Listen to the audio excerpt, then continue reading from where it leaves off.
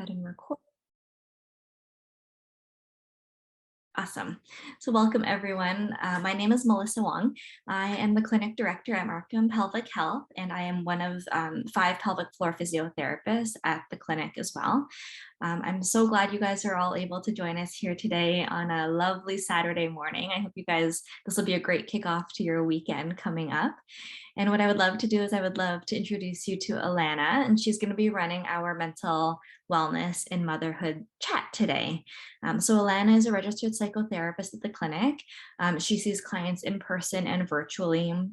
She has a keen interest in seeing women during pregnancy, postpartum. She sees kids and teens. So she sees all kinds of people. So I'm sure she'll tell you a little bit more about herself in the minutes coming up. But we're so glad you guys are here. If you guys have a chance to introduce yourself in the chat box, it's always nice to hear who is on the other side of the screen. If you're pregnant, how far along in your pregnancy are you? If you are postpartum, is it your first, second, third? Maybe how old baby is. It's always nice to just be able to interact, especially these days when we are still, a little bit removed from everyone that is kind of typically in our circles as well. So welcome everyone. Alana, I will let you get going. And I'm going to be serving as moderator today. So I'm sure Alana will kind of chat a little bit about that. And we both want to just welcome you. All right. Hi, good morning, everyone. Welcome to our masterclass. That was a really, really lovely introduction from Melissa.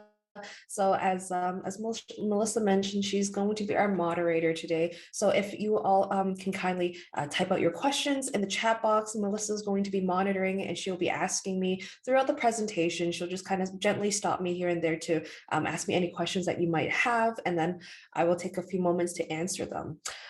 So I want to talk a little bit about our agreement. This agreement just kind of highlights a bit of it's a general guideline for what we're going to be doing today. Since I'm the presenter here today, I want to make sure that you can all hear me, and so we're going to just practice using one voice. However, throughout the session, if we come across either a discussion question, definitely we would like to take some moments to also involve everyone, especially if you'd like to talk more about either your experience, your own knowledge, and anything relating to and about postpartum and pregnancy. So we'll make sure to address that, because we definitely want to make sure that everyone feels heard and everyone has their questions, concerns, or just if you want to share your voice, that'd be greatly appreciated. So as mentioned, please kindly type your questions out throughout the, sorry, Melissa, I'm getting a little distracted by the slides. Sorry, don't mind me. If you can type out your questions as I'm doing the presentation, that would be greatly appreciated. And we want to make sure that everyone here feels supported, that everyone feels included, and that you don't, sorry, what was it? Oh, sorry, Melissa, I gotta stop looking at these slides. Second. Yeah, and that making sure that everyone just has, just feels kind of, connected and heard if possible. So I want to make sure to address some of these things, and just a gentle reminder that we're all here to support each other. And once more, I'm really, really happy to see everyone here joining us this morning, and just want to welcome you. So thank you with that. So that's our agreement. And to tell you a little bit about myself, just like Melissa mentioned, I am a registered psychotherapist, and I'm currently practicing in Markham Pelvic Health. I actually started off focusing on children and families back in 2018. I worked at an agency, and I really, really, first of all, I really, really liked working with children. I actually have a background just working with children. And then I learned about how, a lot of the times the kids are great. It's just, it might be a lot of the feelings of fear, concern, anxiety coming from parents that kind of affect the children and their actions, their behaviors. So then I started changing my focus from just purely children to kind of the overall family, and how the relationship with parents or caregivers and children and vice versa just kind of affects the whole family as a whole. And then through there, I started like focusing more on parents, on individuals, on couples. So right now I do kind of work with like a nice, pretty good range of clients, you know, children, teens, adults, couples, and families. So that's a little bit about me. And yeah, throughout this presentation, if you have more questions, please feel free to message me either in our chat box, or, you know, you can also send us a message in our email, info@markhampelvichealth.com. And then in regards to the origins of the support group, so truth be told, this support group began before I even joined Markham Pelvic. It started with Melissa and our previous psychotherapist, Judy.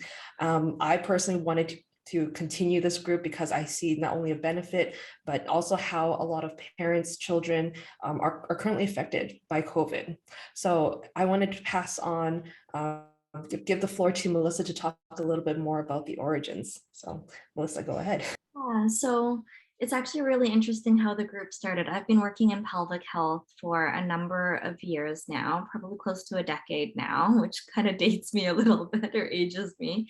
But in my years of practice, I often see a lot of moms either during pregnancy or postpartum, and they are often a little bit lost. They often feel like they want more support, whether it's peer support, whether it's, you know, parenting advice, or, you know, or they're just bombarded with a lot of different information.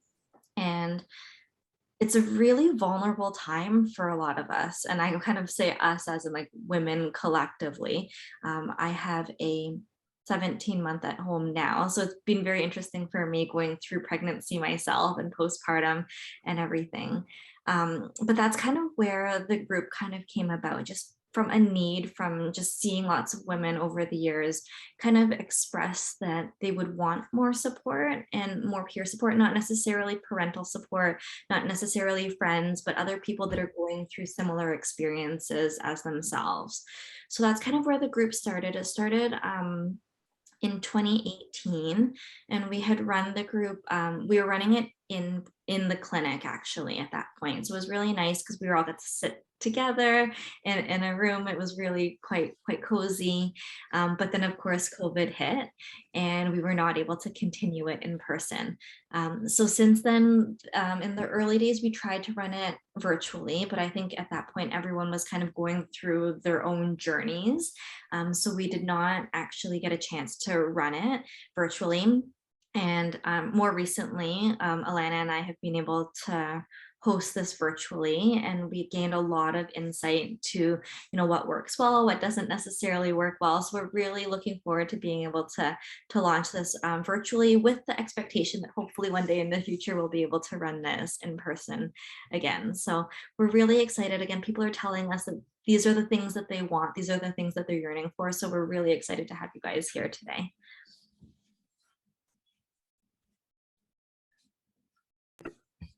All right, thank you. And you know what, before we actually begin with like the meaty part of this group, I would like to invite everyone to, you know, just answer a question for me, really, or so for both me and Melissa.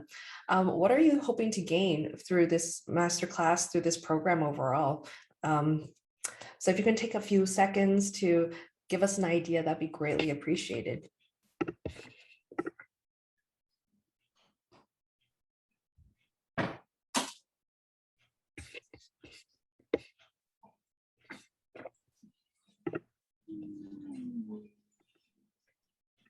All right, if you have a chance to fill in that poll, I will share the results in a second.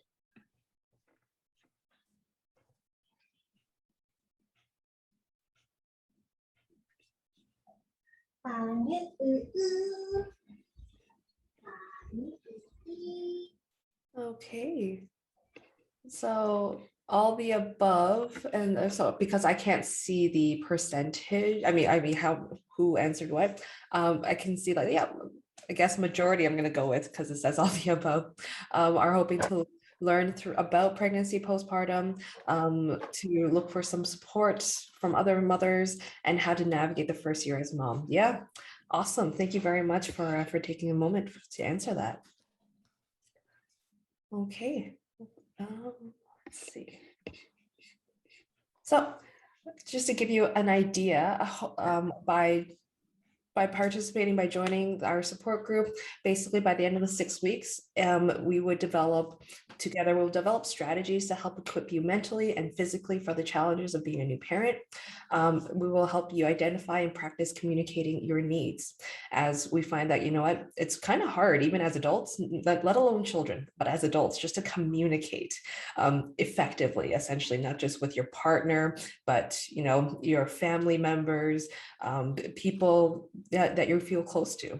So that's something that we talk a bit about, and that we found from our previous support group, that a lot of participants felt that it was very important.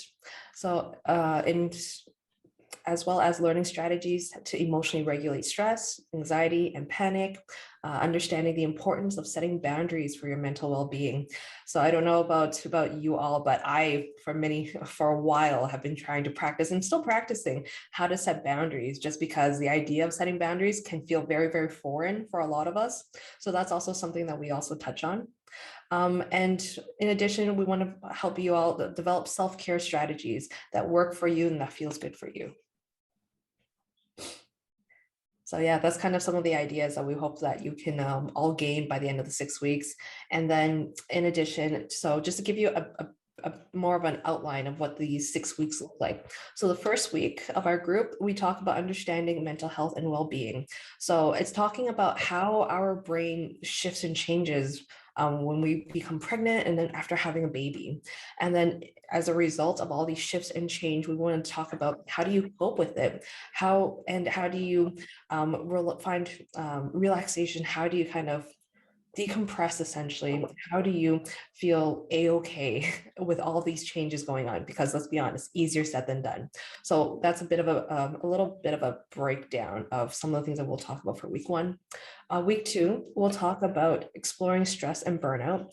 We are very, very fortunate that we got to get a few other professionals involved with our program. So we have invited a special guest. She is a doula. She's a practicing doula, and we've invited her to come in to do a talk with us. So it can give you moms an opportunity to ask your questions, to learn more about what it's like, either pregnancy, postpartum, and you get to ask about the experience of this doula. And then in addition, we'll talk a little bit more about how to identify and manage unhelpful thinking, which kind of relates to week 1 in regards to how our brain shifts and changes. And then with all these unhelpful thinkings, what else we can do about it, which kind of walks us nicely into week 3. We talk about supports, our social supports out there, identifying our social supports, identifying their roles. And it's really, really cool. I've seen how when a lot of participants who learned about unhelpful thinking, not only can they share this information with your friends, with your family, but with that knowledge, you guys, it's really cool how people can kind of point it out, either your friends or family loved one pointing out for you, or you yourself can point it out in other people. And then week 3, we also have I think we have 2 special guests coming in to do some questions and answering. I believe it was a sleep consultant as well as a lactation consultant. Before we go on to week 4, I'm curious for you guys that are out there, is any of this resonating with you in terms of things that you need to work on? Because for sure, again, going through some of this myself, I'm kind of like, like I feel like this is all stuff that kind of resonates. And I would love to hear from you guys if there's anything that you're thinking of right off the bat as Alana keeps going here. Yeah, hopefully you guys, if you guys want to, take advantage of our chat box. Let us know what your thoughts are. If you have any questions throughout, I don't want to feel like, I'm just droning on and on and on, making this feel kind of more like a lecture mode. So yeah, if you guys have any thoughts and comments, I'd be so happy to see, if you guys want to type that out. Camille. So I'm going to talk a little bit more about week 4. So week 4, we talk about setting boundaries and communicating needs. So this was the topic that that some of our previous participants mentioned, feeling that it was very, very important and that they learned quite a bit about. So we get to talk about identifying the different kind of boundaries that we all have in one way or another. And then we also learn about how do we communicate effectively, and just different ways to communicate either our needs or just, our thoughts, our feelings. And then week 5, this would be Melissa's week. So Melissa is going to be talking about intimacy, exercise, and the postpartum body. We will be discussing a bit about the mind-body relationship, as well as trying out different exercises and movements together, whether you are currently pregnant and postpartum. So I find that it was really, really helpful. Heck, I'm currently neither, and it helps really, really, I thought it was really relaxing. So that's week 5. And then week 6, we put everything together, and then we have a discussion about everything. And so, yeah, we're just essentially tying everything together in our very last week.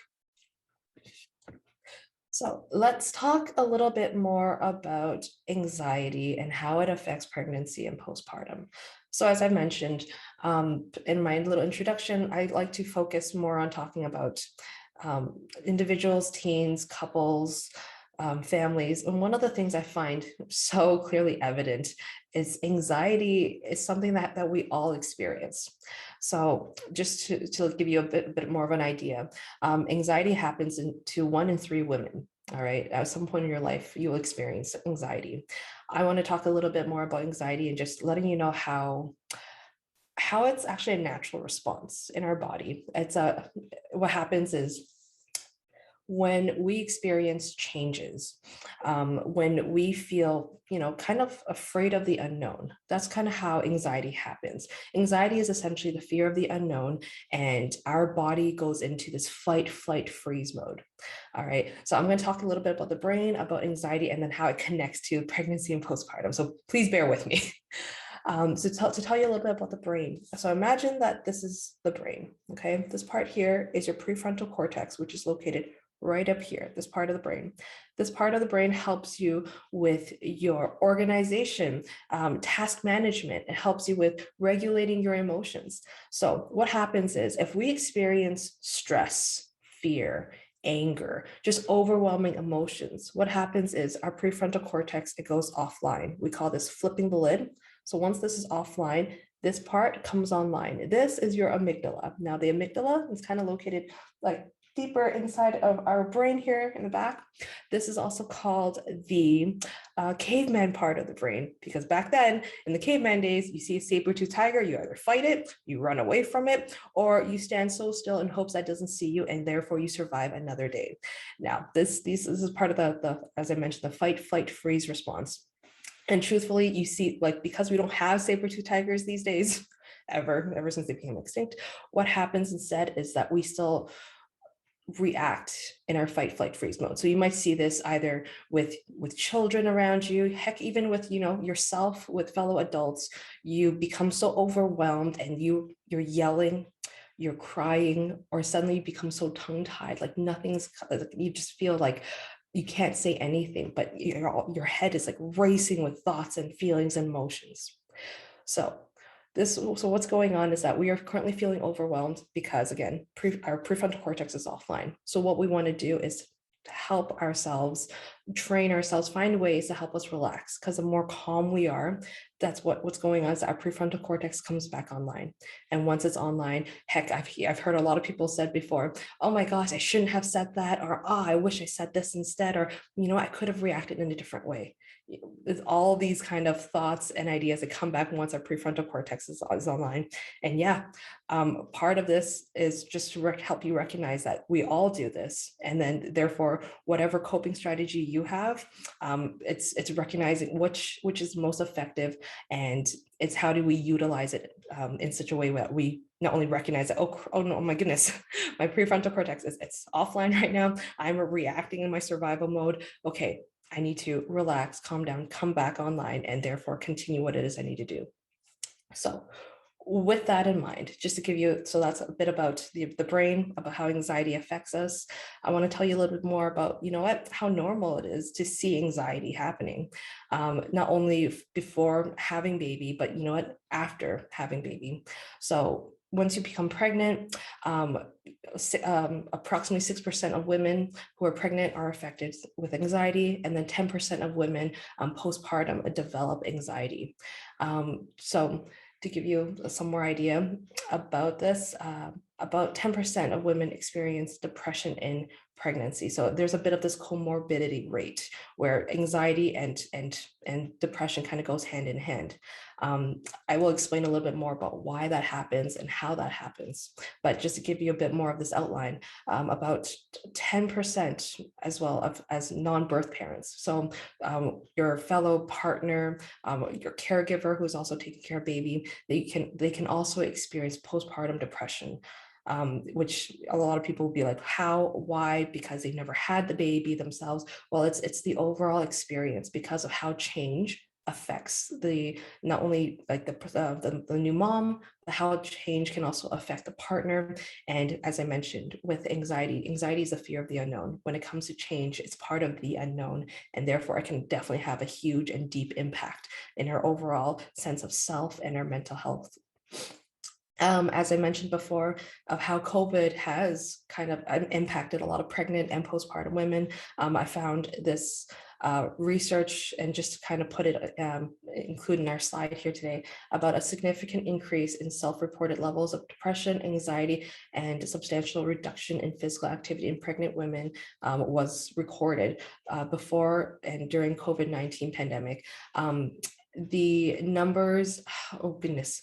So I don't have the numbers at the top of my head, but there has been a reported increase essentially of feelings of depression, of anxiety, and just lack of self-care essentially ever since this pandemic. And the reason why this is something to highlight, to kind of mention, is to be kind of, giving you guys a little bit of that insight and even that mindfulness. Like, how have you guys been doing? Have you guys been taking care of yourself? What have you been doing in order to kind of keep yourself cool, calm, feeling regulated during the pandemic? Because it hasn't been easy for anyone out there. So some food for thought. I'm going to take a bit of a pause here because I feel like I was kind of rambling on a lot about information. And I want to ask if anyone had any questions, if anyone wanted to share anything with us in the chat box.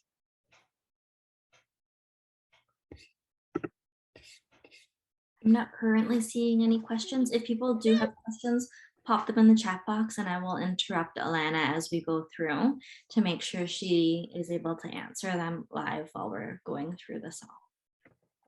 Awesome. So let's talk a bit about postpartum disorder and baby blues. So I'm baby blues, postpartum. I know this is something that I hear around a lot. I don't know how often our fellow members here today have heard or even experienced it, but just to give you a bit more information, baby blues, it affects about 80% of new moms.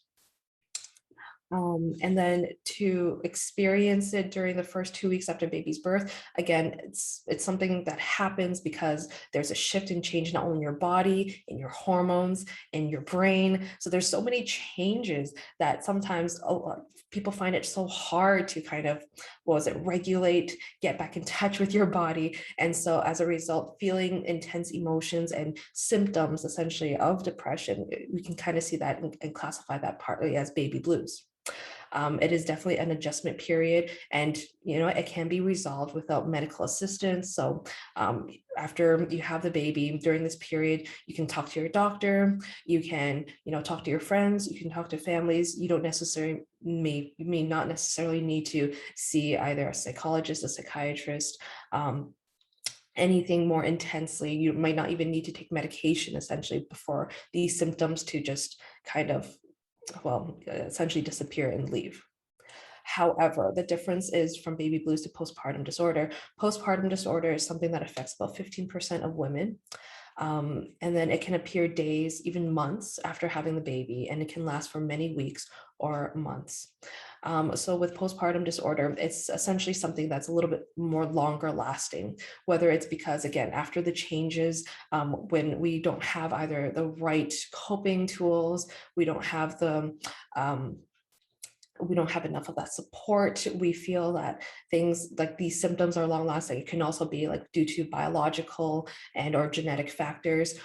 the point is with postpartum disorders that we would need additional support. So not only consulting with your doctor, but you may also consult with a mental health professional, and you might even, do a lot more in order to kind of feel more regulated, feel more like yourself.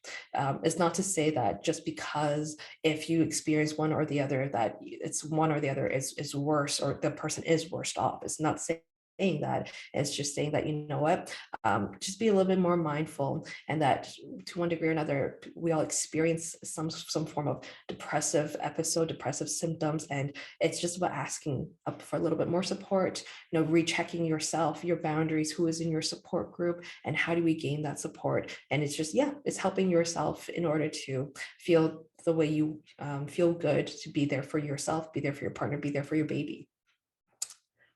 Sorry, Melissa, I'm just going to take a pause for a second. Did I see someone ask a question in our chat? Sorry, there was a question. I was going to wait until you finish this section, but this is good if you want to address it now. So the question was, can you please talk about when and if anxiety becomes depression? Yeah, that's a great question. So like as mentioned, because there is findings of comorbidity, which means that yes, anxiety can potentially lead to depression, especially if it's not managed, if it's not addressed. So some people who have anxiety, I've seen how it's, for the most part, it's like, I can deal with it. I can deal with it. It's a lot of work on their plate, whether it's taking care of baby, the housework, dealing with work outside the household, dealing with relationship, dealing with changes. So a lot of times people are, they tell themselves, I can do this, it's definitely manageable, and not recognizing that there's neither too much on your plate, there's either not enough support, you're feeling burnt out, you're feeling like there's no end to this. And so I can't tell you what the timeline looks like, given that everyone goes through it differently. Everyone has a different experience. But if it's not, the idea is that if it's not dealt with, if it's not addressed, what happens is it can lead to depression, and depression, its symptoms similar to what you would see. It does kind of correlate with anxiety, except with depression, there's also this feeling of hopelessness. There's this feeling of I will never get out of this. So it becomes this, it's almost like this a bit of this illness in the mind, where you don't feel like there's an end to this, or even any light almost at the end of the tunnel. So it becomes pretty severe if we're not mindful of what's going on, if we're not mindful of ourselves, our body, and our thinking habits. I hope that kind of highlights a little bit about anxiety and depression, and that answers your question. There are any follow-up questions as well, feel free to type them in the chat and I will make sure to ask them as we keep going. Yeah. Okay, great. So this chart here, I like this chart because it talks a little bit more about the difference with baby blues and postpartum mood disorders. So I'm pretty sure everyone might get a copy of this, and if not, we can also find this all over again with the recording. But basically, to talk a little bit about the difference of baby blues and postpartum, how often does this happen with baby blues? Again, as mentioned in our previous slide, about 80% of new moms, because again, it's adjusting to the shift and the change. And for others, it's about, when it comes to postpartum disorder, about 20% of new moms develop postpartum mood disorders. So when does this happen? As mentioned, for baby blues, within the first few weeks after baby is born. And again, it's very like these, it's just some symptoms of feeling onset of whether it's a bit of the sadness, whether it's like, oh my goodness, it's just like the crying and the feelings of like, oh my gosh, overwhelming essentially. So again, it's a very, very brief period, as opposed to postpartum, where after like postpartum depression, where it feels a little bit more long-term potentially. And again, without getting the support, it can be very, very detrimental, not only for yourself, but also for the overall care of baby and your family. So let's talk a little bit more about the causes. So the causes of baby blues, it's about there's dropping in hormone levels because after having your baby, again, as we mentioned, there's a lot of a shift biologically, and even like with your mood and your brain chemicals. So there's this drop in hormone, and then after delivering baby, there's a heightened feeling of being tired. It also involves going back to work for some, and that doesn't help with the overall mood and the sense of this headspace of like, how do I juggle with being a mom and being a worker and being a partner? So it's just like wearing too many hats can also trigger these symptoms of baby blues. And then there's a feeling of being inadequate as a new mom. And this is something that a lot of new moms have mentioned already. Like once having a baby, it's like, oh my gosh, I don't feel like I'm good enough. I don't feel like I'm doing the best I can for my baby. There's this feeling of just that sense of I'm not good enough. It can be very, very overwhelming. Then there's the idea of potentially feeling trapped, feeling isolated, and then seeing problems occur, whether it's problems with the relationship with your partner, with family members, and even problems feeling like I can't bond with baby. These are all causes that can lead to baby blue. Where with postpartum disorder, it's all of those causes, as well as potentially medical related issues with whether it's like, again, because of the change in hormones and levels and everything, you might need to seek additional support if you find that you may have a postpartum mood disorder. Seeking additional support, meaning that, you know, talking to your doctor, potentially taking medication to help improve yourself. So there's also the idea that it involves new moms experiencing changing in blood pressure, and blood volume, in your immune system. There's physical changes and lifestyle changes, which can also bring stress. And then for women with personal or even family history of mental health disorder, those individuals are at a higher risk of experiencing postpartum mood disorder.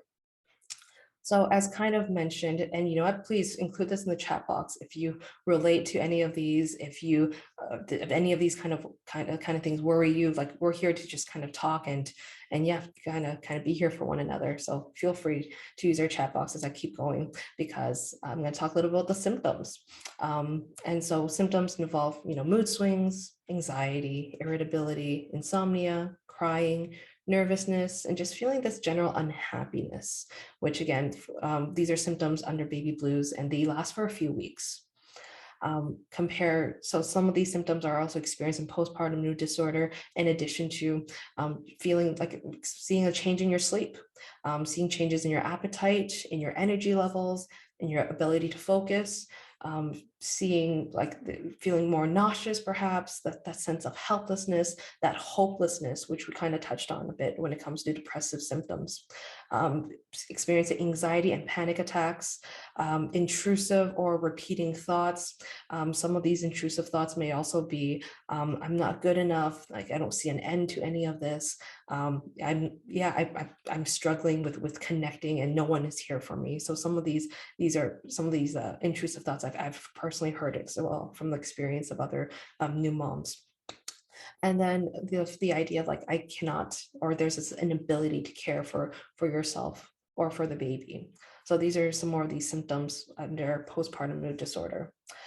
In regards to solution, so for baby blues, it's establishing a routine after several weeks and hormone levels stabilize. Because as we mentioned, when it comes to anxiety, it's the fear of the unknown. So if we have structure, if we have a routine, if we kind of know the predictability of the day, you know, whether it's when baby gets up, you know, when you yourself get up, when you eat, when you sleep, when you exercise, having a nice routine can definitely help make you feel more overall regulated. And then for postpartum mood disorder, it's needing more additional support of seeing a medical professional, whether it be a psychotherapist or even a psychologist. And then it's tailoring a treatment plan specifically for you, because as mentioned, some individuals may need medication, others may not. I myself, I am neither for nor against medication. I see it as, again, like an additional support. And then it's the idea. So some people have asked, if I get on medication, is this a forever thing? Well, truthfully, no. It also depends on the person you're working with. You might be on medication for a period of time, but it is possible to wean yourself off of it, to transition to something else. It's as long as you and your medical professional that you're working with kind of continue this treatment plan and kind of communicating what is going on, what is the next steps, and then yes, it is also possible to wean yourself off of medication. So out of curiosity, with everything that I just explained and talked about, have you yourself experienced baby blues, postpartum depression, a mix of both?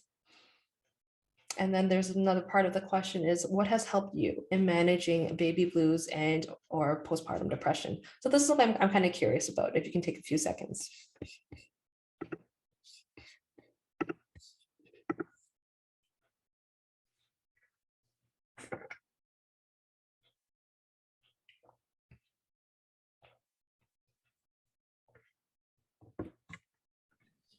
I'll give it another 2 seconds here, and then I'm going to share the results.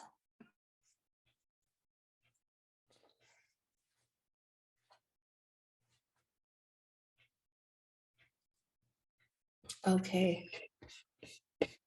So we have someone who's, I'm going to say a few, who's mentioned experiencing both postpartum depression and baby blues. And what has helped? Here we have community, none of the above, and some who have answered, I haven't had the baby yet, so not too sure. All right. Thank you for that.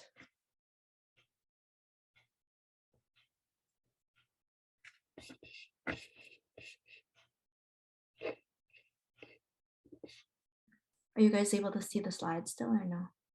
No. Yeah? Yeah, okay, yeah, we can now. So, I mean, I'm really curious personally, especially, but you know, if you want to remain anonymous, but by all means, be my guest. But for those who have answered that they've experienced both baby blues, postpartum depression, and then in regards to what has helped or what hasn't helped, I'm very, very curious to know if you wanted to share more about your experience, if you want to share more about what you've yourself have gone through, experienced, what you find has been helpful, or if you're still finding ways to cope. Like, you know, definitely would love to hear about that if you would like to include that in our chat. Or if you're currently pregnant, even thinking of what do you think will be helpful in your postpartum period?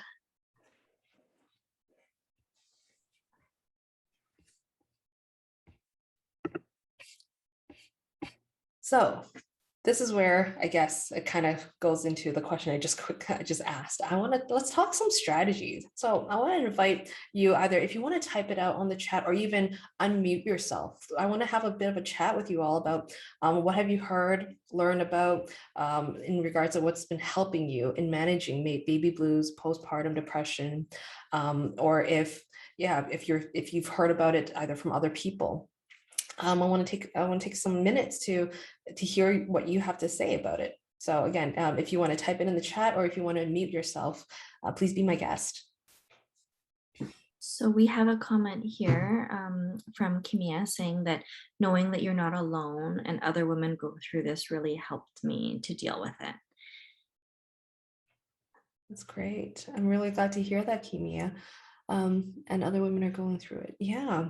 I'm kind of curious if you've joined a support group yourself, if you've heard it through with your own friends and family. If you can expand a little bit more about your experience and how these other women have helped you, like that'd be awesome. Is it okay if I unmute myself instead of writing? Okay, sure. So I've been part of the support group ever since I was pregnant, part of this ABC group. After delivery, I had a very tough delivery and it was quite traumatizing for me. So after that, when I started talking to other moms about it, then I realized, like, you know, I'm not alone. There were other moms that went through similar delivery. It wasn't just for me. And then we started talking to each other, and then I started, like, you know, writing things that I thought it things that I kind of like expected from motherhood, and things the reality basically, the the stuff that I wish that they would have told us in prenatal classes and they never did. Um, yeah, writing definitely helped. Talking to other moms definitely helped. Realizing that, you know, prenatal classes were not that much, you know, rich when it came when it comes to you know, explaining what's going to happen in future for us. And I wasn't the only one who thought the same, who thought like that. That definitely helped me deal with it. Of course, it's like I'm still experiencing a lot of mood swings, a lot of things that I didn't experience before pregnancy, or sorry, before being a mom. So I haven't dealt with it completely, but I think it's definitely better than the first month, I would say. And time also helped. But time itself, it doesn't help. I feel like you need to make some actions. Wow, thank you so much for sharing your experience, Kimia, for talking. Really, I love the support group that you mentioned, the things that you've done, including journaling, or it sounds like journaling, just writing down the expectations, the reality of the situation, and just especially just listening to other people sharing their stories. I can imagine how, yeah, not only feeling more validated with not with your own experience, but just normalizing the whole thing. And truthfully, how difficult things can be when it comes to motherhood. Yeah, the experiencing of motherhood. That was really, really wonderful. Sorry, Melissa, I didn't know if I cut you off there for a second. Not at all. Just thinking of kind of Kimia's experience, I think back to, you know, I teach a lot on the physical changes that happen with pregnancy and postpartum. So when you talk about, you know, the physical trauma and whatnot, some of the emotional stuff that like I went through myself postpartum, like I remember thinking, especially those early days postpartum, thinking, you know, like, why won't my baby nap? Like, why can't my baby get on a schedule of, like, you know, everyone talks about like 3 naps a day. Like I can barely even get 2 naps a day in. Like what's wrong? Or like I get so frustrated, just like I'd spend like an hour and a half trying to get baby just to sleep, and then the next time, you know, baby would nap for 10 minutes and then it'd be time to feed again, and there's just, you know, you feel again quite alone. And I remember I joined a virtual support group at that point as well, because it was during the middle of COVID. And I remember one of the other girls in the group had said, you know, like, you know, don't worry, time will come. Like they really don't get on a schedule until about 5 months. And I had no idea. I was just kind of like I thought something was like wrong. I was getting stressed out. Like, what's going on? Like, why won't my baby get on a schedule?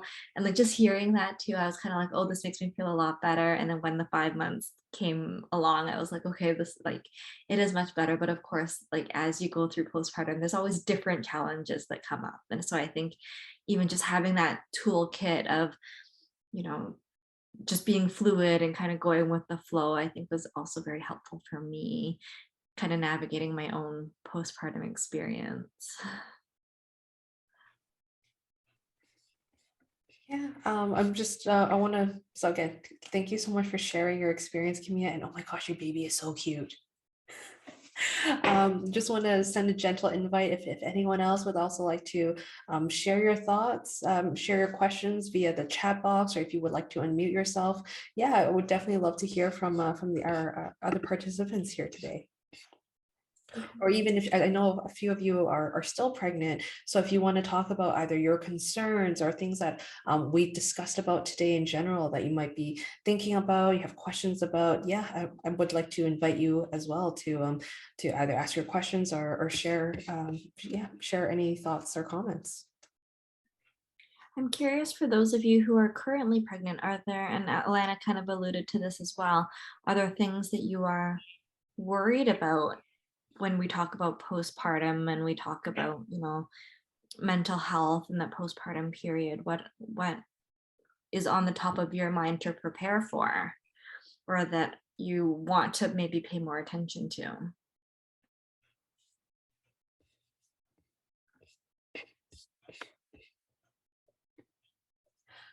So I'm gonna once more, we're gonna continue, but if you have any thoughts or questions, please feel free to type it out in the comment box. So let's talk a little bit more about getting help, because as mentioned with Kimia, finding a support group, and even Melissa's experience with the support group, motherhood, it's an ongoing journey. It's really, really difficult, perhaps in the very beginning, as you're transitioning into the role as mom, and you're balancing all these different hats that's kind of thrown at you. So we want to talk a little bit about like the different kind of supports you can get. So one of them is psychotherapy. So as mentioned, I'm a psychotherapist. I've seen new moms, pregnant moms coming in as an individual. I've seen them coming in as couples, or even participating in a support group. So the idea with psychotherapy is, what is it? Because I have a lot of people still asking sometimes, or contacting and asking, how do you help me? Why do I need psychotherapy? Well, truthfully, depending on what your goal is. So again, as I mentioned, I do see a lot of people for anxiety, whether it's before having baby, about being pregnant even. So if the goal is like, how do I understand anxiety? How do I manage anxiety? Then yeah, my role is kind of to meet you where you're at. As a psychotherapist, we do psychoeducation. So just kind of like what we did for today in our masterclass, just kind of discussing about different things such as anxiety, such as postpartum depression, baby blues. So there's a learning period to this. There's also, I like to give out assignments, homeworks, little activities to do to kind of really hone in on the things that we talk about. It's a lot of self-reflection, like whether it's like the fears of where the anxiety comes from. So it's a better understanding of yourself, because one of the things I like to say, and then I'm sure Melissa's probably almost sick of hearing it, it's the idea of name it to tame it. Because the more we understand ourselves, the more we understand what's going on, what it is we're experiencing, the more of that sense of control that we have with our situation. And therefore, with that control, it's okay, what else can I do? And how else can I either help myself or improve my situation? So that's just a little bit about psychotherapy. In addition, with going through motherhood, it's reminding everyone here that it's okay to ask for support, to ask for help, so that whether it be from your fellow partner, your family members, even friends who have experience with taking care of babies. It's the idea of you can always ask them for some additional support. And we kind of talk more about that in week 3, I believe, just so that you can get more sleep. You can, do a little bit more self-care for you, taking care of yourself, whether it be eating better, exercising, and just kind of help you gain a little bit more of that. I feel like myself again, because we might feel that we lose ourselves, our identity a little bit throughout this transition into motherhood. Another thing is to make time for yourself. I don't know how often you hear about it, but when you go into motherhood, it's almost like suddenly my world is all about baby. It's all about, how do I meet baby's needs? It's about, oh my gosh, baby continues, kind of takes over your whole world, which is expected. But it's this gentle reminder here to, just as much as you're there for baby, you're also here for you. Making time for you is not being selfish. It's the idea that the better you are for you, the better you are for your baby and everyone else around you. In addition, with getting help, if you find that whether it's symptoms persist, whether it's not just simply baby blues, if some of the symptoms we talked about postpartum depression, if you find that it's still ongoing after a month or two, it's the idea of, check in with your doctor, talk about a plan, talk about what it is you're experiencing, and recognize that it's okay to kind of open up and talk more about what it is that you're going through, just so that you can get the support you need. It is also part of that self-care piece. It's the idea of you're helping you to be the best version of you for your baby and everyone else around you. And last but not least, in my list here, it's join a support group for new moms. So just like Kimia's experience and Melissa's experience, by joining a support group, not only do you get to hear the stories of other moms out there, you get to hear about the experiences, to normalize your own experience, to recognize that you're not alone. there are others, either in a similar situation, has had a similar experience, and that, yeah, we're all here together. So our support group, we also talk a lot about this. Not only every week we talk about a different topic, but yeah, we get to connect. We get to learn from each other, and then not only learn from each other, but just learn together overall. I'm kind of curious, Melissa, if you want to add something to this. Yeah, I think that's a really good point, Alana. I think part of it is, sharing experiences, learning from each other, but also celebrating like the wins with each other as well. Just like, like baby had a really good nap this week, or, baby started solids, or I'm starting to get the hang of breastfeeding, like all of those kinds of things. I think as collectively, we can do so much to help lift each other up as well. And I think we often forget about the fact that that's a huge part of the human experience, is being able to share in the good things as well. There's a note here from Anna who said she is thinking of how to feel like herself again and not just like a mother all the time. Do you have thoughts on that, Alana? Yeah, just the idea that this is something that you recognize and that you're reflecting. How do you feel like myself again? The fact that you like, so Anna, thank you for messaging in our chat box and for writing that. I'm kind of curious, Anna, if you feel comfortable with unmuting yourself and kind of explain a little bit more about that. But if you're not comfortable, that's totally fine too. I think what I meant there was, I'm coming up to be a mom. So I think I fear that this new identity as a mother will just kind of take over, everything that makes me feel like me before being a mom, right? So maybe it's about that, not having mom guilt and taking care of yourself kind of thing, if that makes sense. Making time to do self-care without feeling guilt. Yeah. Oh, that's a huge one. So again, Anna, thank you for kind of putting that out there and voicing that out. It is so normal to experience the idea of guilt when you put some time in you. Put some time in you, especially when or even before baby comes, or even after baby comes. How do we kind of divvy up our time, not just focusing on baby, kind of focus a little bit on ourselves without feeling that guilt? So truthfully, it's the idea, and this is where I talk about it with my own clients. The idea of guilt, guilt means that I've done something wrong. So I like to explore that with people, because putting time in you in order to better you, to take care of your baby, I question, how is that something wrong? Because it's almost the same idea with the airplane situation. You put a mask on yourself first before a mask on other people. You want to make sure that you're in the best shape possible in order to be there for everyone else around you. It's easy to say, like, you know what, I'm going to avoid some of that self-care, just put all my focus on the baby. And yeah, you know what, that's going to work for a brief time though, before you experience that burnout, before you experience that sense of whether it's anger, resentment to the situation, to yourself. Even some moms have shared, like, I'm kind of, I'm angry to this role of motherhood, to like, this new child that I brought into the world. And it's almost like, ugh, even I still feel like very, very uncomfortable saying that out loud. But truthfully, some mom experience this because it's so hard to just give all your focus into one being, one area in your life, and not taking any of that time for yourself. So as a result, this is like, as a gentle reminder, before the baby is born, even right now, Anna, like, this is a great time to think, what does it mean to be Anna? And what are, like, as Kimia mentioned, what were some of these expectations, either for yourself as a mom, as yourself as Anna, and then it's taking that time to reflect on these ideas and be realistic with yourself.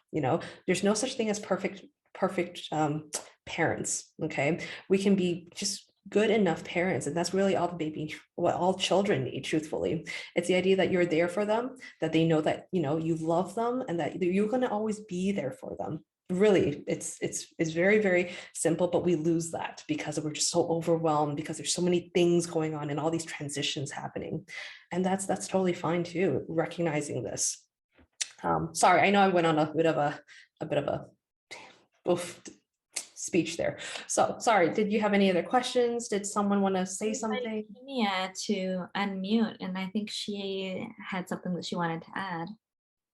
Yeah, I just wanted to share my experience regarding what Anna asked. I feel like because a friend of mine asked me like, has the time kind of like split before for you before motherhood and after motherhood? That like, did you become someone else? And I feel like in my experience, I didn't become someone else. Like I think women don't become someone else. Like you keep your identity, but you just gain some new abilities and some new skills. Like it feels like you do multitasking, you prioritize better, you have to just be faster and all these things. So I feel like you won't become someone else. You're still the same person. You might not have time to do the things that you used to do before, but you are still the same person. You just like added some other responsibilities into your plate. So like you shouldn't be afraid that you become just a mom and not the woman that you were before. I think that doesn't happen. At least it hasn't happened to me, and I hope that this never happens to anyone.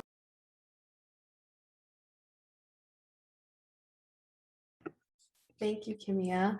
Anna, I'm just kind of curious. Do you want to add something? Have any other questions? Have any other thoughts? No, I appreciate Kimia's input there.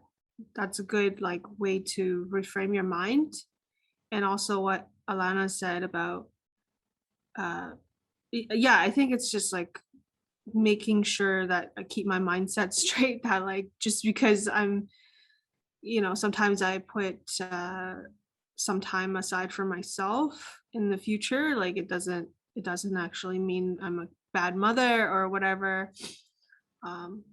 That's important to remember.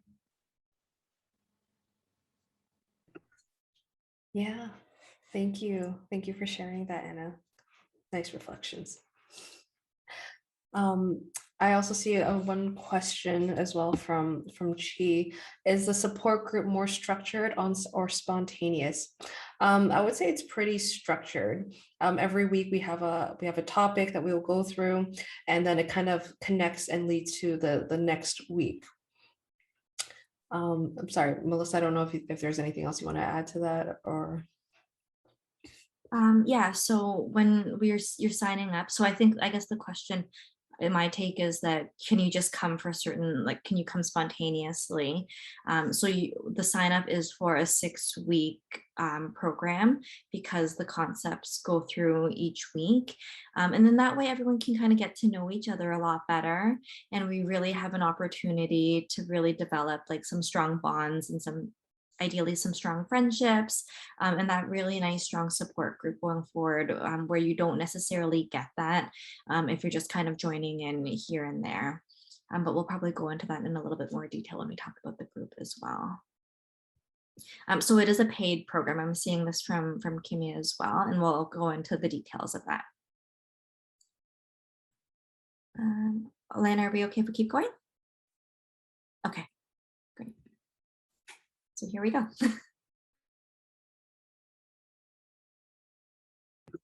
Yeah, so just as Melissa mentioned, the 6-week program, it's structured. There's some learnings, there's tools, we do activities together. We limit it to at least 8 people. This group will be running every Thursday, starting from October 14th to November 18th. It runs from 7:30 p.m. to 8:30 p.m. It's all virtual, it's online. And then, as mentioned, it is a paid group. It's $75 per session, or in total, it's $450. And it is also billable to extended healthcare plans under group psychotherapy. I want to talk a little bit about the still face experience. I want to show you guys this as well. It's the idea that if you're not feeling your best, if you find that you're struggling, whether it's like not practicing self-care, it's kind of wearing yourself thin, burning yourself out as a result of having a baby, or even before having a baby. This is a nice little video that kind of highlights the importance of self-care, and taking care of yourself, just because babies can be affected by moms and by their environment at a very, very young age. So Melissa, can you help me play this video? We actually don't have the link for it. We're just going to describe it. Oh my gosh. Okay. So if you would like as well, there is a short video. It's 2 minutes long. It's also on YouTube. And this video pretty much shows how this mom, and this is her baby. The baby is under 6 months, I want to say. And what's going on is that mom is being videoed. Mom and baby are being videoed and their interaction. So the video starts with mom playing with baby. Mom and baby are laughing together. They're having fun together. And then mom gets the signal to stop playing with baby. So she, puts her arms down and then she stares at baby. No emotion, just staring at baby. You see in the video that baby is confused a little bit. Baby is still trying to interact with mom. Baby has this, like, you can see baby using her hands, reaching out to mom, smiling, laughing. Mom does not react. You see baby starting to get a little upset because mom is not engaging with her. Mom is not reacting at all. You see baby becoming upset and maybe even a little bit scared, perhaps, because again, mom's just sitting here, just staring at her and not engaging with her. And then baby starts crying. So this is, it takes, this is like less than a minute of this interaction going on. And when mom reacts again, just smiling, engaging, playing with baby, immediately baby's happy, baby's just laughing, and baby's still, wanting to play with mom. So once more, this just really, really highlights the idea that how we take care of ourselves as mom, how we act and how we react around baby when baby comes. It's the idea of we want to take care of ourselves in order to be the best, so that baby can also feel safe and that we can also engage with baby. So once more, if you guys want to check this out, it's called the Still Face Experiment. It's on YouTube. I'm kind of curious if anyone has any questions about this.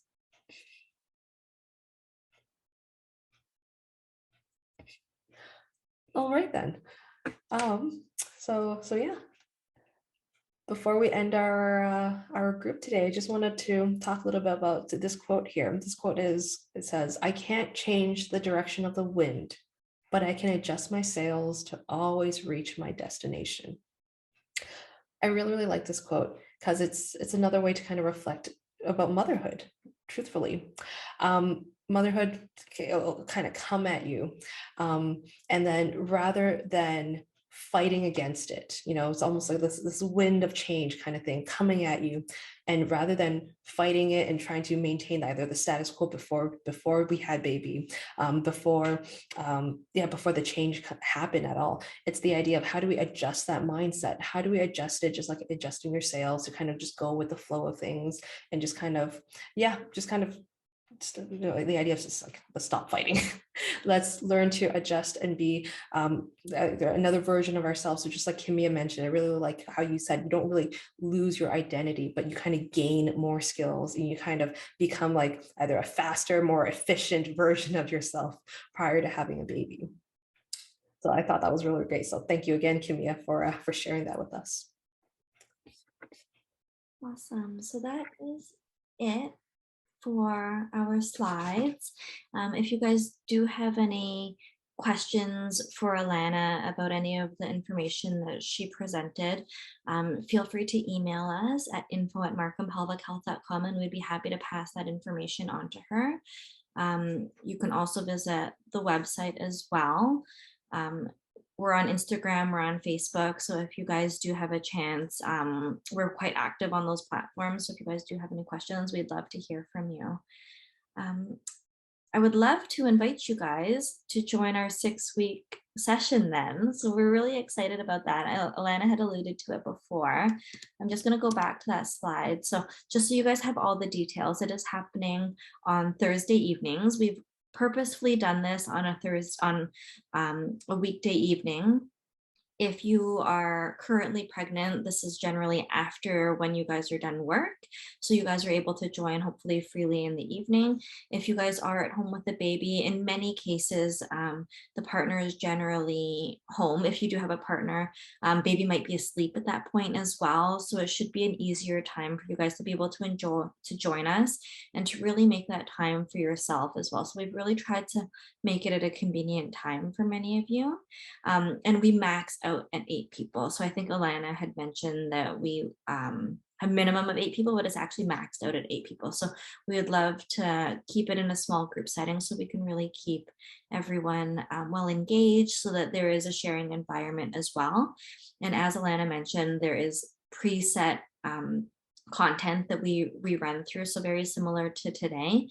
We have structured worksheets as well that you will be getting, so that you can kind of delve into the concepts in a little bit more detail, so you can really make that investment to yourself to make sure that you guys have the tools in your toolkit to be able to manage all of Alana kind of mentioned all of the things that are kind of thrown at you, so that you have the tools to be able to adjust the sails on your sailboat, so that as the wind changes, that you are able to navigate all of that and to navigate motherhood in a little bit, hopefully a little bit more confident and structured, and you feel better mentally about navigating the challenges of motherhood. So I would love to open up the floor if anyone has any last minute questions, either for myself or Alana about the program, about services, anything at all. If you have any feedback on motherhood or even about our session today. You can type it in the chat box or feel free to unmute. Otherwise, oh, the other thing I totally forgot to mention, because you guys all took the time to join us here today, we would love to be able to offer all of you a special bonus offer for join if you are choosing to join us in 2 weeks when we start the program. So we'd love to offer you 10% off of the whole program. So every week we will bill the 75 with the 10% discount. So you guys are able to access it at a reduced rate, because you guys really, you showed up today, you made the time for yourself. So we really appreciate that. And we really hope that you did, enjoy yourselves and get a lot out of the session today as well. So that's it for the program piece.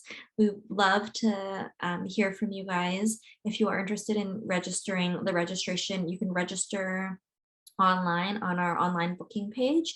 You can email us at the clinic, and after today's session, probably on Monday, we will be sending out the replay to today's session, and we'll be sending out all the details about the group as well. So you guys have a few days to kind of think about it and to decide.